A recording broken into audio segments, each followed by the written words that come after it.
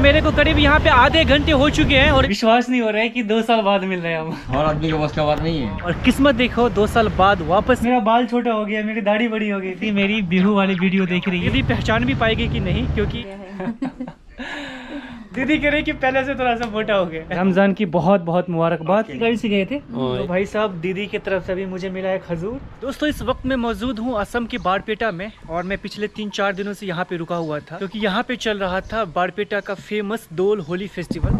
अभी फिलहाल मैं यहाँ से निकल रहा हूँ और मैं आपको बता दूं कि मैं यहाँ से जाने वाला हूँ मिज़ोरम के लिए, क्योंकि मिज़ोरम में परसों से एक बहुत ही शानदार सा फेस्टिवल शुरू होने वाला है जिसका नाम है चपचरकुट।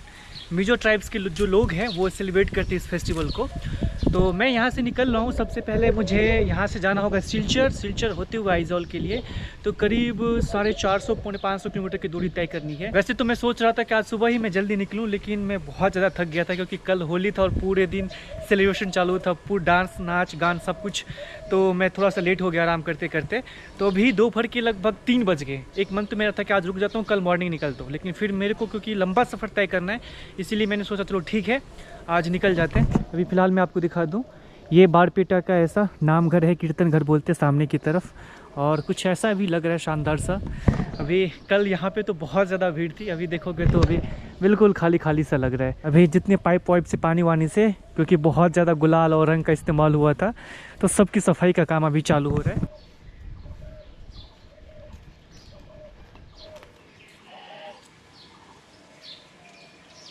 तो भाई साहब मेरा जो कैलकुलेशन है वो थोड़ा सा गलत हो गया था।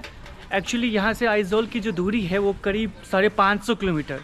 सिलचर पहुँचने के लिए मुझे 390-395 किलोमीटर की दूरी तय करनी होगी और बीच में फिर मुझे गुवाहाटी भी क्रॉस करनी है।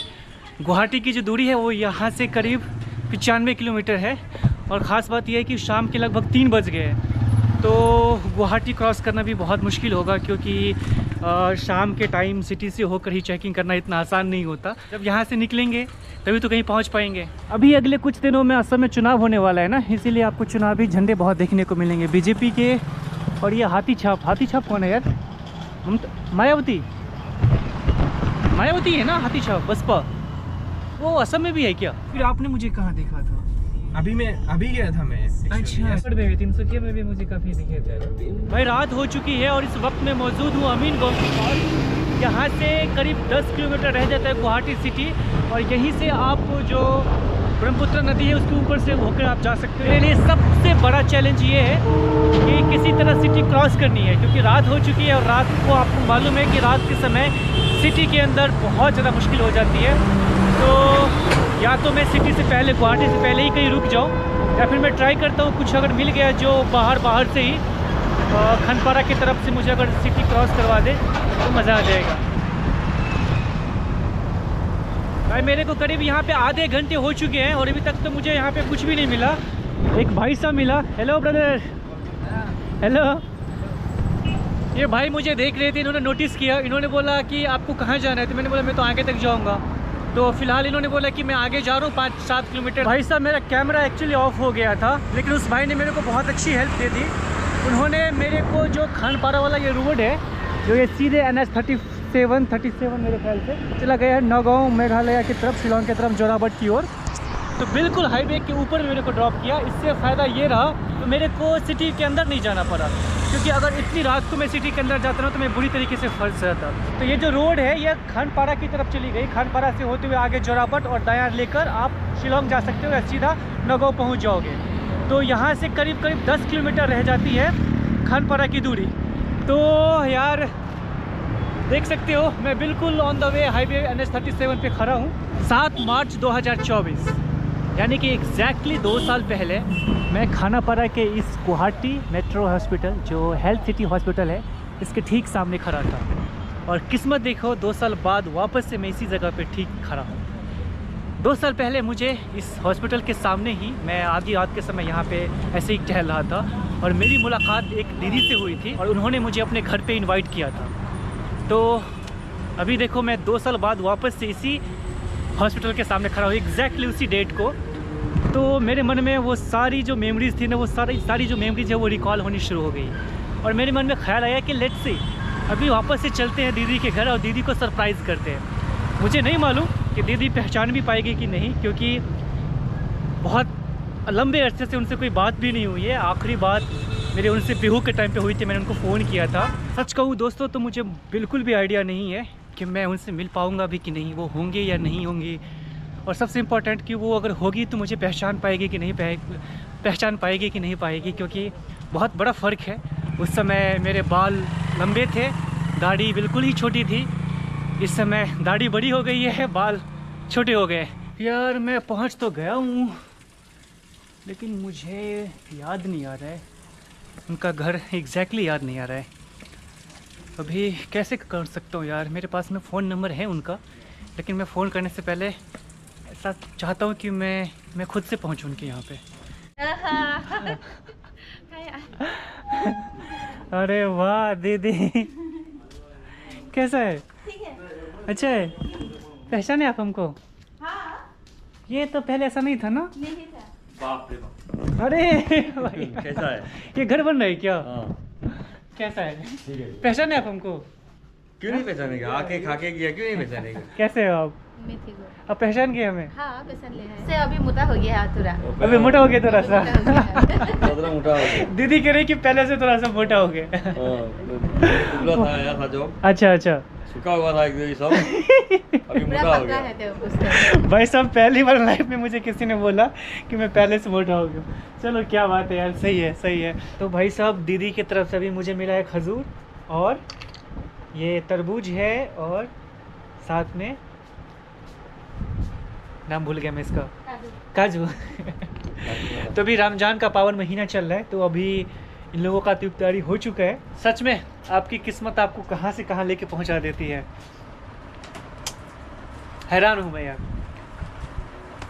अभी चल रही है अपनी इफ्तारी। भाई साहब ये देखो, ये कैसा अंगूर है, लाल वाली अंगूर। पहली बार मैं ऐसा अंगूर खा रहा हूँ।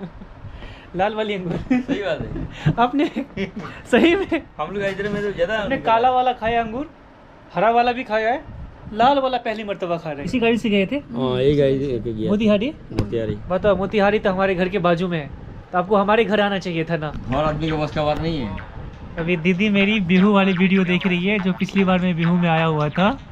कैसा लग रहा है दीदी? अच्छा लग रहा है। भैया भी देख रहे हैं यार, क्या बात है। देखो तो भाई साहब अभी अपना खाना लग चुका है, और फर्स्ट क्लास से भाई साहब ने एकदम दस्तरखान बिछा के क्या कमाल के तरीके से खाना दिया। तो आज का खाना यहाँ पे हो रहा है अपना। ये कौन सा दाल बोला था भैया आपने? ये कालाई दाल बोलते हैं हम लोग। कलाई दाल? कालाई दाल। ये किस चीज़ का मतलब? ये मिट्टी में पकड़ता है इसको। मिट्टी में? मूंग दाल जैसे है ना, ऐसे ही इसको काला काला होता है। अच्छा अच्छा। कालाई दाल है ये। बहुत कमाल का टेस्ट लगा मुझे इसका। कालाई दाल है। कलाई दाल बहुत हेल्दी होता है ना? आसामीज में बोलता है, आसामीज में इसका नाम है मटीमा। मटीमा? मटीमा? मतीमा। तो असमीज में इसे बोलते हैं मतीमा। लेकिन दाल जो है ना, बहुत ज़्यादा इसका जो टेस्ट है एकदम बहुत ऑथेंटिक है यार, बहुत ज़बरदस्त लग रहा है मेरे को। बॉयलर क्या बनाया था दीदी आपने, खा के मज़ा आ गया। मैं तो भूल ही गया था बॉयलर के बारे में। इतना टेस्टी, इतना टेस्टी। ऐसा बॉयलर तो असमीज में नहीं बनाते, आपका थोड़ा सा अलग स्टाइल है बनाने का। इतनी खूबसूरत कहानी बनी थी। उस दिन मैं मेघालय शिलोंग से आ रहा था रात में। मैं शिलोंग से करीब 10:30 बजे पहुंचा था यहाँ पे, 11 बज गए थे, और एकदम आधी रात का समय मैं सिटी हॉस्पिटल के बाहर खड़ा था। मुझे समझ में नहीं आता कि रात में कहाँ जाऊँ। फिर मैं ऐसे चल के आया, मुझे वो जगह दिख गई, तो मैंने सोचा कि रात में यहाँ रुक जाता हूँ। और वहाँ पे आप लोग ऐसे घूमने आए थे, मतलब रात थोड़ा सा वॉक करने आए थे। गुवाहाटी ऐसे बड़े शहर में, कोई भी बड़ा शहर हो, एक अनजान इंसान हो जिसको आप जानते नहीं हो, लोग बात करने से भी डरते हैं। अनजान शहर में आधी रात में, खास तौर पे आधी रात के समय, और आधी रात के समय आप मुझे अपने घर लेके आए, मुझे खाना खिलाया। मैं तो ऐसा इसीलिए नहीं कह रहा हूँ कि मैं आपके सामने बैठा हूँ, मैं सचमुच कह रहा हूँ कि वो दिन मैं कभी नहीं भूल सकता कि एक इंसान जिसके लिए जो आपके लिए अजनबी है, और आधी रात में आपको अपने घर लेके जा रहा है, आपको खिला रहा है। हम नहीं डरते हैं, बाहर का कहीं का आदमी हो, हाँ हाँ, हम डरते नहीं हैं। इसलिए नहीं डरते कि हम चला हुआ है ना, हम ये रास्ता गुजर के आया, हम नहीं मैं यही बोल रहा था वहाँ पे। और एक और बात बताऊँ कि पिछली बार जब मैं आया था ना आपके पास में, तो तारीख था 7 मार्च 2024, और आज तारीख है 7 मार्च 2026। सेम डेट करीब 2 साल के बाद सेम डेट को, सेम डेट को। क्या और नसीब- रमजान का ये पावन महीना है। क्या क्या बात नसीब है आपका। मिला आप लोग- लेकिन जवाब नहीं है इसका। जवाब नहीं है। वही मैं सोच रहा था, इतना कोइंसिडेंस कैसे हो सकता है हाँ, सेम डेट में सेम डेट को 2 साल का बाद 2 साल के बाद 7 मार्च। मैंने वो अभी देखा, वो महीना भी बिल्कुल same। एग्जैक्टली महीना भी सेम, डेट भी। ये भी कोई पूछने की बात है क्या? असम में हो और तामुल ना खाओ। हाँ? भाई साहब देखो, तामुल और साथ में ये पान। हमारे यहाँ से सुपारी बोलते हैं, हाँ, सुपारी अलग है। वो सूखने के बाद हार्ड होता सूखने के है, बाद। और ये थोड़ा सा कच्चा ऐसा होता है। कैसा वाला तामुल बोलते हैं हम लोग, बहुत से तरह हाँ हाँ, हमारे यहाँ तो तामुल नहीं होता है ना, वो सूखा हुआ ही होता है, सुपारी बोलते हैं उसको। जय हो असम के लोग। दीदी विश्वास नहीं हो रहा है कि 2 साल बाद मिल रहे हैं हम। हाँ, सही है। आप हमको पहचान लिए क्या? हाँ, पसंद लिया है। मेरा बाल छोटा हो गया, मेरी दाढ़ी बड़ी हो गई, फिर भी पहचान। फिर भी पसंद लिया है। बहुत ज्यादा मुझे यकीन नहीं हो रहा है कि 2 साल बाद आपसे मिल रहा हूँ, और आपने मतलब 2 साल बाद ही हमें पहचान लिया। ऊपर वाले का ही। रमजान की बहुत बहुत शुभकामनाएं। अब कैसे बोलते हैं रमजान की? रमजान मुबारक। रमजान मुबारक। चलो, रमजान का ये पावन महीना है, रमजान की बहुत बहुत मुबारकबाद आपको। रमजान की बहुत बहुत मुबारकबाद। Good night. अल्लाह आपको अच्छी सेहत दे, अच्छी बरकत दे, और हमेशा आप लोगों के दिलों में मोहब्बत बनी रहे, प्यार बनी रहे। धन्यवाद। दीदी आपकी भी दिलों में प्यार बनी रहे, और सच में तबीयत खुश हो गया। गुड मॉर्निंग दोस्तों। तो सुबह हो चुकी है, और सुबह सुबह दीदी ने मुझे ब्रेकफास्ट में दिया है चाय बिना मिल्क वाली, क्योंकि यहाँ पे नॉर्थ ईस्ट में जाए तो लोग बिना मिल्क वाली चाय लेते हैं। साथ में ये बिस्किट है, नारियल वाली बिस्किट, और ये गुड़ आपको अलग से दिख रही है, क्योंकि यहाँ ना बिना शक्कर वाली चाय पीते हैं। ठीक है, फिर से बड़ा मिलेंगे और 2 साल का बाद ना। हाँ? सेम डेट में, सेम महीना में, से महीना में। 2 अभी साल तो के बाद। पता नहीं कब मिलना होगा, लेकिन फिर आएंगे ज़रूर। बहुत अच्छा लगा, कभी हाँ। आएंगे ज़रूर, और अभी कभी होने से मेरी तरफ आओ, ठीक है ना, भैया के साथ में। ठीक है, अभी चलते हैं, फिर कभी मिलते हैं। तो भाई साहब दीदी को अभी बाय बोल रहे हैं, और मैं यहाँ से निकल रहा हूँ फिलहाल। भैया कहाँ? भैया नीचे मिल जाएंगे। अच्छा अच्छा अच्छा। तो अभी मैं बाहर आ गया हूँ। एक्चुअली यहाँ पे देखो, अभी घर बन रहा है दीदी का इधर में, इस वजह से कुछ ऐसा यहाँ पे है। मैं कल रात में आया था तो मैं कंफ्यूज हो गया था। हाँ। मैं गेट पे खड़ा था, क्योंकि ये कुछ ऐसा था नहीं। जब 2 साल पहले मैं आया था ऐसा कुछ नहीं था, तो मैं यहीं पे खड़ा था, मैं कंफ्यूज था कि यार ये तो ऐसा कुछ तो नहीं था। फिर मैंने फ़ोन किया तो दीदी गेट पे ही खड़ी थी। तो बोला अरे ये यहाँ पे जो है वो कंस्ट्रक्शन का काम चल रहा है। निकलते हैं फिर कभी मिलेंगे। हाँ, अभी कभी आओ हमारी तरफ। तो भाई मैं वापस से पहुँच चुका हूँ NH37 पे। खानपारा से ये जो रोड गई है जोरावट की तरफ, नौगांव की तरफ, तो मैं बिल्कुल वहीं पे खड़ा हूँ। मैंने सोचा था कि कम से कम सिलचर तक पहुँच जाऊँ, लेकिन जो होता है वो अच्छा ही होता है। एक्चुअली मैं गुवाहाटी शहर में खानपारा में भी पहुँच गया था, और दीदी के पास 2 साल पहले मैं मिला था, वापस 2 साल उनके यहाँ पे पहुँचा। वो लोग भी बहुत ज़्यादा खुश हो गए थे और मज़ा ही आ गया। खैर अभी मैं आज यहाँ से निकल रहा हूँ, कोशिश करता हूँ कि आज आइजोल तक पहुँच जाओ। आइजोल यहाँ से अभी भी बहुत दूर है, करीब 450 पौने 450 किलोमीटर की दूरी रह जाती है। 300 किलोमीटर तो यहाँ से सिलचर है, और दोपहर के टाइम हो गए यार, 10 साढ़े 10 बज गए। तो मैं निकल रहा हूँ यहाँ से फ़िलहाल।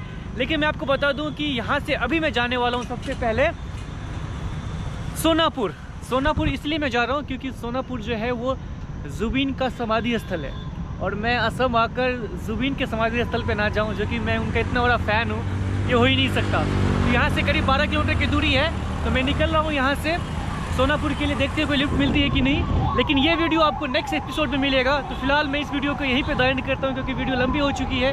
वीडियो कैसा लगा आप ज़रूर बताएं, आपको कैसी हमारी ये सीरीज़ लग रही है नॉर्थ ईस्ट की, आप हमें कमेंट करके बता सकते हैं। और अपना प्यार बनाए रखें। अगर चैनल को पहली बार आप देख रहे हैं तो सब्सक्राइब कर दो, और अगर कुछ गलती होती है तो उसे नज़रअंदाज करें, अपना प्यार बनाए रखें। मिलते हैं आपसे नेक्स्ट वीडियो में।